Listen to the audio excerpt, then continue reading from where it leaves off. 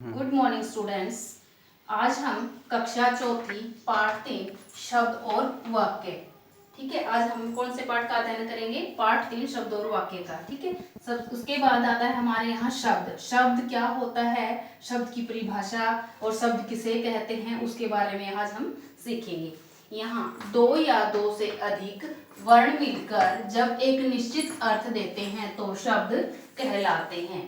यानी कि यहाँ दो या दो से अधिक वर्णों के मेल से जो बनता है वो क्या कहलाता है? शब्द। ठीक है, यानी दो या दो से अधिक वर्ण मिलकर क्या बनाते हैं? एक शब्द बनाते हैं। जैसे गाय, छाता, गगन आदि। जैसे कि यहाँ मैंने आपके लिखा हुआ है, आपके दिखाई दे रहा होगा कि ले मैं कै लमक। एक मैंने यहाँ शब्द तो बना हुआ दिखाई दे रहा है, लेकिन क्या इसका कोई अर्थ है? नहीं। लेकिन इसी का मैंने यहाँ बना दिया कमल। तो यहाँ ये देखो 1 2 3, यहाँ कितने वर्णों से मिलके बना है? ये 3। यानी मैंने बताया था कि दो या दो से अधिक। ये जो कमल है ये है दो या दो से अधिक शब्दों वर्णों के मेल से बना हुआ एक शब्द है। ठीक है, हमें पता चल गया कि शब्द किस प्रकार से बनता है। इसके बाद शब्दों का जो वर्गीकरण किया जाता है, यानी उनको वर्गों के आधार पर बांटा जाता है। तो जो शब्दों का वर्गीकरण है वह मुख्य दो आधारों पर किया गया है। हमने कक्षा 3 में भी दो आधारों पर किया था। तो वहां हमने शब्द को प्रयोग के आधार पर और अर्थ के आधार पर बांटा था। प्रयोग के आधार पर शब्द के दो भेद होते हैं, एक होता है अविकारी और दूसरा होता है विकारी शब्द। इसी प्रकार प्रयोग के आधार पर अर्थ के आधार पर किए थे, तो वहां अर्थ के आधार पर भी शब्द के दो भेद होते हैं, एक होता है सार्थक शब्द और दूसरा होता है निरर्थक शब्द। उसी प्रकार अब हम कक्षा चौथी में भी जो शब्दों का वर्गीकरण है वो दो आधारों पर कर रहे हैं। हमारा नंबर 1 है बनावट के आधार पर। बनावट यानी वो कैसे बने हैं, वो शब्द किस प्रकार से बने हैं, किन किन के मेल से बने हैं। ठीक है, उसके बाद दूसरा है हमारा उत्पत्ति के आधार पर। उत्पत्ति यानी उनका विकास कैसे हुआ है उसके आधार पर। बनावट के आधार पर शब्द के कितने भेद होते हैं? 3।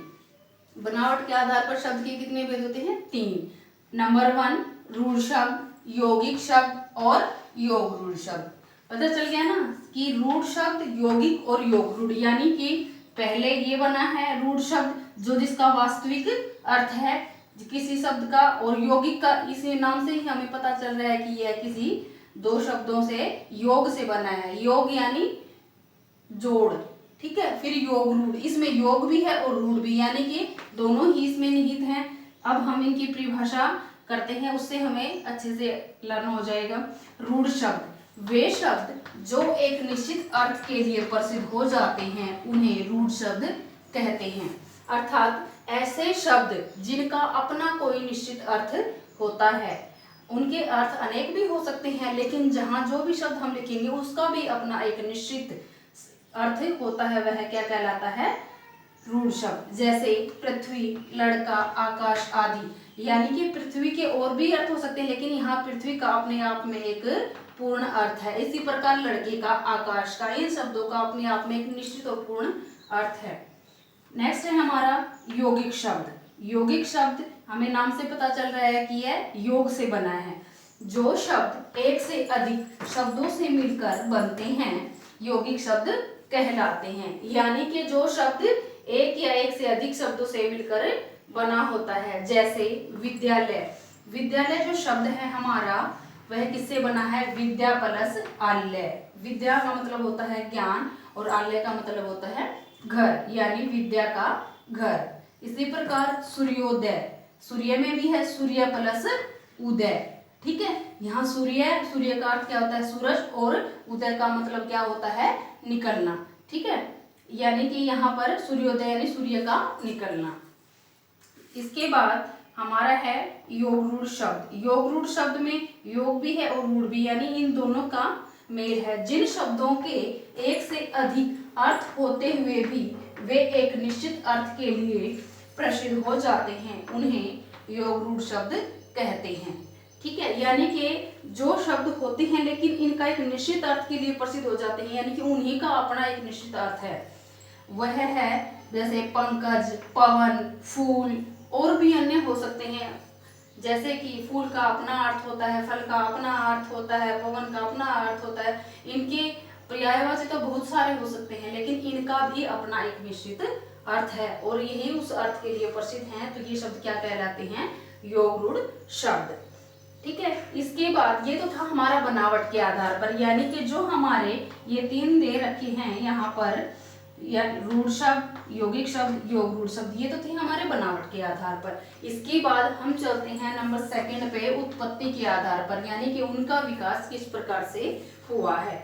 ठीक है, उत्पत्ति के आधार पर शब्द के कितने भेद हैं? यहाँ पर 2। उत्पत्ति के आधार पर शब्द के कितने भेद हैं? 2। नंबर 1 है तत्सम शब्द और दूसरा है हमारा तद्भव शब्द। अब यहाँ देखते हैं कि तद्भव शब्द कैसे होते हैं, किस प्रकार से बने हुए होते हैं।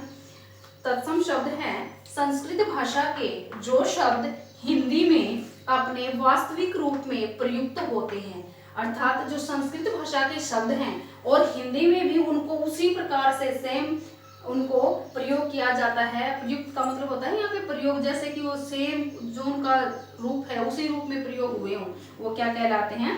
तत्सम शब्द। यानी कि संस्कृत भाषा में भी उनका सेम ही उनको लिखा जाता है, उनका सेम प्रयोग होता है, और उसी प्रकार हिंदी भाषा में भी उनका सेम प्रयोग होता है, वो क्या कहलाते हैं? तत्सम शब्द। जैसे कि अग्नि, अग्नि को हम हिंदी भाषा में भी लिख सकते हैं, ग्राम, ग्राम को भी हिंदी भाषा में लिख सकते हैं, सूर्य को भी लिख सकते हैं। इनका अर्थ जो है वो संस्कृत में भी सेम रहेगा और हिंदी में भी सेम रहेगा। इनके जो रूप हैं वो निश्चित हैं, इनमें कोई चेंजमेंट नहीं होगा। यानी कि जो संस्कृत भाषा के शब्द हैं वो हिंदी में भी ऐसे के ऐसे एज इट इज प्रयोग हों, वो क्या कहलाते हैं? तत्सम शब्द। इसके बाद आता है हमारा तद्भव शब्द। तद्भव शब्द क्या कहते हैं, किसे कहते हैं? वो है संस्कृत भाषा के शब्दों के बदले हुए रूप को तद्भव शब्द कहते हैं।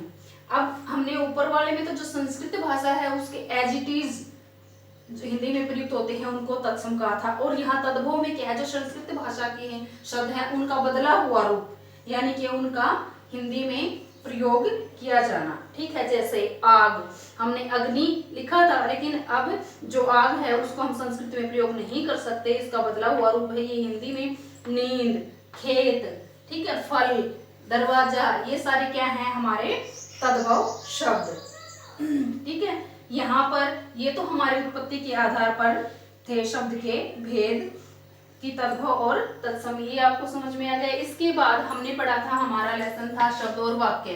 अब हम पढ़ेंगे वाक्य के बारे में। ठीक है, कि वाक्य क्या होता है? 2 या 2 से अधिक सार्थक शब्दों के समूह को वाक्य कहते हैं। यानी कि 2 या 2 से अधिक, एक शब्द से हमारा कोई भी वाक्य नहीं बन रहा है। 2 या 2 से अधिक शब्दों के जो सार्थक समूह होता है उनके मेल से क्या बनता है? वाक्य। जैसे मैं यहाँ एक एग्जाम्पल दे रही हूँ, मानव पढ़ रहा है, लेकिन मैं यहाँ लिख दूं कि पढ़ रहा है मानव, क्या यह एक संपूर्ण वाक्य बनता है? नहीं। अगर इसको इस प्रकार से लिखा जाए कि पढ़ रहा है मानव, क्या यह एक वाक्य बन गया? नहीं, यह एक वाक्य नहीं बनता। यह ऐसे ही बनेगा, मानव पढ़ रहा है। ठीक है, अब हिंदी में वाक्य के अंग यानी के भेद 2 होते हैं। वाक्य के अंग और भेद कौन कौन से होते हैं? नंबर 1 होता है उद्देश्य और नंबर 2 होता है विधेय। ठीक है, यानी कि इसके भेद भी हो गए हैं और अंग भी हो गए हैं। एक होता है उद्देश्य और एक होता है विधेय। उद्देश्य, उद्देश्य क्या होता है? वाक्य में जिसके संबंध में कुछ कहा जाता है, यानी कि जब हम वाक्य लिखते हैं तो जिसके बारे में जो कुछ बताया जाता है वो क्या कहलाता है? उद्देश्य। यानी वाक्य में जिसके बारे में, यानी कोई भी हमें, चाहे इंसान है, कोई वस्तु है, उसके बारे में कुछ भी कहा जाए वो क्या कहलाता है? उद्देश्य। और विधेय, उद्देश्य के बारे में या उसके संबंध में जो कुछ बताता है वो क्या कहलाता है? विधेय। जैसे राहुल पत्र लिख रहा है, इसमें राहुल क्या है? उद्देश्य। राहुल क्या है? उद्देश्य। और पत्र लिख रहा है क्या है? विधेय।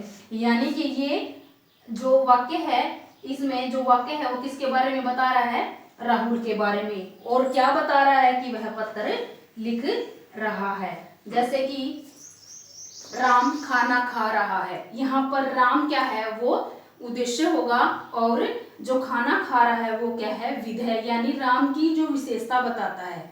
जिसकी विशेषता बताई जाती है वो तो हो गया उद्देश्य, और जिसके बारे में जिसकी जो भी विशेषता होती है वो क्या कहलाती है विधेय। ठीक है बेटा, ये तो था हमारा शब्द और वाक्य का पाठ। धन्यवाद।